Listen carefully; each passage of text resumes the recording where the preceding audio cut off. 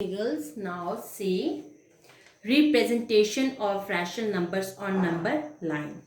One of the category of plotting the rational numbers on the number line is when the numerator are less than the denominators.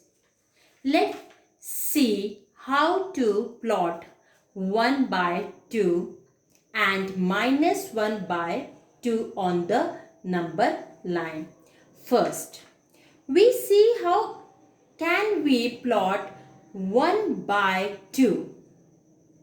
The numerator is less than the denominator, right? When the numerator is less than the denominator, the positive rational numbers will be between 0 and 1. Between 0 and 1. So, we draw the number line like this. The number 1 by 2 has to same where between 0 and 1. Now we divide the length. Now we divide the length between 0 and 1 into 2 equal parts. Now, how many equal parts is the question? The denominator tells us the number of equal parts. The denominator is 2, so we divide into 2 equal parts. This line divides, this line divides this region into equal parts. But how does numerator tell us? It tells us the number of parts starting from 0. Starting from 0.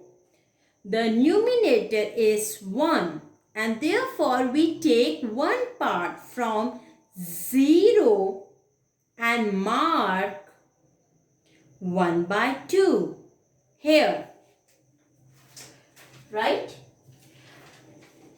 We can use the same procedure. We can use the same procedure to mark -1 by 2 on the left side of 0. Divide it into 2 parts. Can you see? And mark -1 by 2 one part away from 0. Just as integers had corresponding value, rational numbers too have corresponding values. In our example, -1 by 2 correspond to 1 by 2. Now further, if I extend